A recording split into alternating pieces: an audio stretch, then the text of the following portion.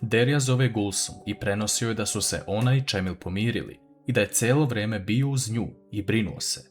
Gulsum to ne zanima, ali pita Deriju kada će se vratiti, jer je Mukader ljuta zato što Emir boravi u vili.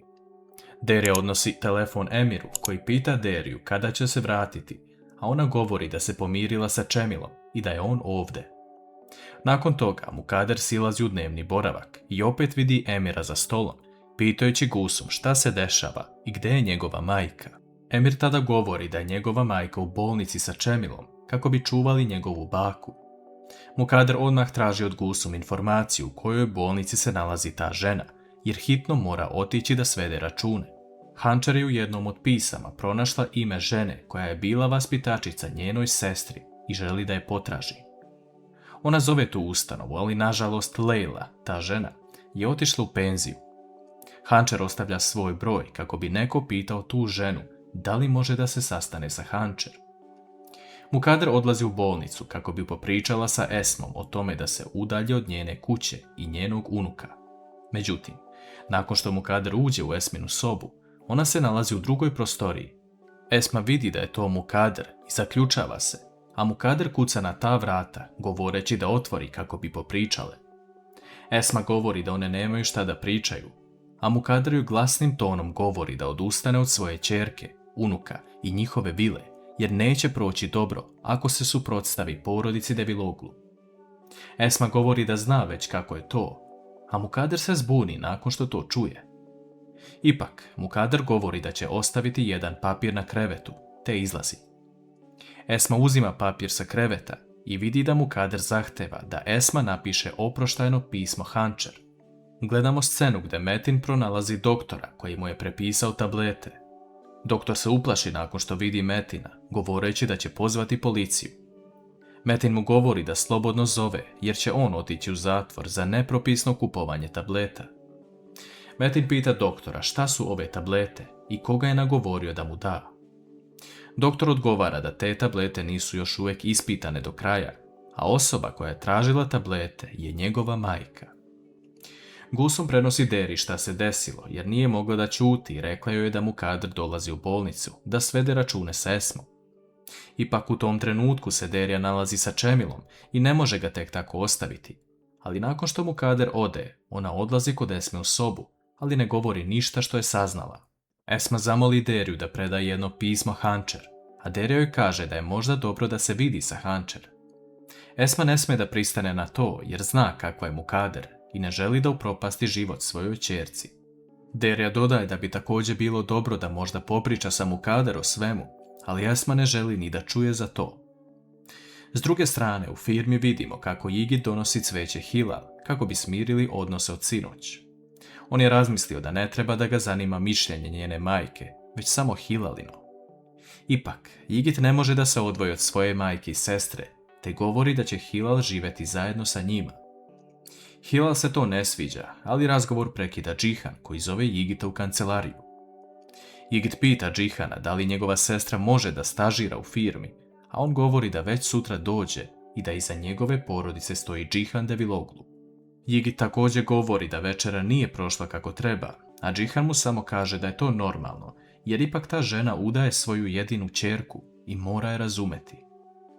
Hančer biva bolje i ona silazi sa Efehanom u dnevni boravak i tamo sreće Olgu.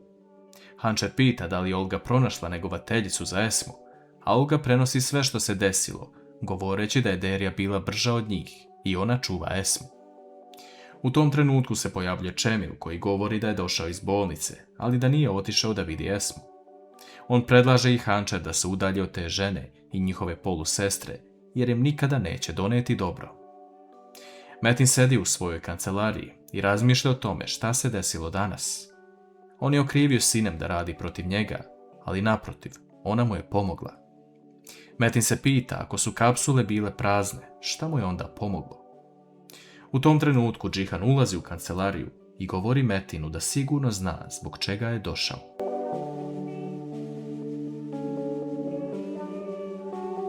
Džihan pita Metina šta se desilo danas jer on gleda Sinem kao svoju sestru i brine za nju. Metin prilazi Džihanu govoreći da je napravio veliku nepravdu prema Sinem i da ona neće moći da mu oprosti. On je izgovorio takve reči koje se više ne izgovaraju, a Džihan mu predlaže da kupi cveće Sinem i izvine joj se, zato što je ona skromna i dobra osoba koja ne traži previše. Metin odgovara da ni poljana cveća neće biti dovoljna da se iskupi za ovo, ali zato će večeras organizovati večeru u sklopu cele porodice i posebno se izviniti Sinem. S druge strane, Hančer priča sa Sinem nasam u svojoj sobi o tome šta se desilo. Sinem govori da je mjesecima trpela stvari kako bi bilo uz Metina i da se njihova porodica ne razdvoji, ali ovo što je danas izgovorio je promijenilo sve. Sinem govori Hančer da će podnijeti papire za razvod braka, ali da to ona nikome ne govori. Džihan i Metin dolaze uveče kući i svi se spremaju za večeru. Metin govori da je sve organizovao za večeras i za stolom su on, Sinem, Mukader, Džihan i Hančer, bez ikoga više. Metin govori da Olga čuva decu, a Mukader dodaje da je to Metin sve lepo smislio, pa da bi već mogli krenuti sa jelom. Metin govori da večeras nema hrane, te zove Gulsum da posluži ukućane. Gulsum donosi tanjir u kom se nalaze tablete koje je Metin pio. Ona stavlja svakoj osobi jednu tabletu u tanjir i nakon što to završi im govori da će testirati koliko mu veruju. Sinem prva uzima kapsul i popije je, a Džihan pita šta se ovdje dešava. Hančer pokušava da zaustavi Džihana da popije tabletu, ali on to uradi. Metin tada uzima stolicu i približava se Mukader, govoreći da samo njegova majka ima tabletu u tanjiru, te ako nije u ovoj igri, neka dokaže time što će popiti tabletu. Mukader drhtavim rukama uzima tabletu i popije je, a Metin tada ustaje i drži govor. On na glas govori da ove tablete još uvijek nisu laboratorijski odobrene, tako da on bio test, ali osoba koja mu je to uradila je njegova majka Mukader. On uzima tablete i otvara ih, te svi vide da unutra nema ništa. Metin govori da je razlog zašto on stoji sa njima večeras i priča ovako je zato što je Sinem imala savest i spriječila ga da pije te tablete. Tuđa ćerka je imala savest i spasila muža, a njegova rođena majka je htjela da ga se reši. Mukader sa suzama govori Metinu da je sasluša, a Metin joj kaže da je nikada više ne zove imenom i predlaže svim ukućanima da ne prave probleme sa Mukader, jer će ih se tiho i brzo rešiti zauvek. Džihan prilazi Mukader, govoreći u lice da nije izgubila samo jednu osobu, već sve njih, te odlazi sa Hančer u sobu. Metin želi da popriča sa Sinem u sobi, ali ona ne želi da ga sluša. On vikne na nju da stane i da ga sasluša jer je napravio grešku i saznao je ko je to uradio. Sinem tada prvi put vikne na Metina, govoreći da će imati poverenje u nju, možda još sedmicu ili dve, i da će posle toga opet doći novi problemi. Sinem se sprema i odlazi u Minejinu sobu, dok Metin razbacuje sve po sobi, jer ne može da se izvini na pravi način i možda gubi Sinem. Hančer priča sa Džihanom o tome kako je prvi put osjetila bol koju Metin nosi i da će joj ovaj njegov govor biti u glavi. Ona se boji da njeno dete ne prođe kroz takve stvari, a Džihan govori da neće, jer je Hančer dobra majka. Njemu kroz glavu prolaze reči koje je pričao sa Seferom i shvata da je Mukader mnogo toga lošeg uradila. Kakva će sada biti situacija između porodice Deviloglu i Mukader?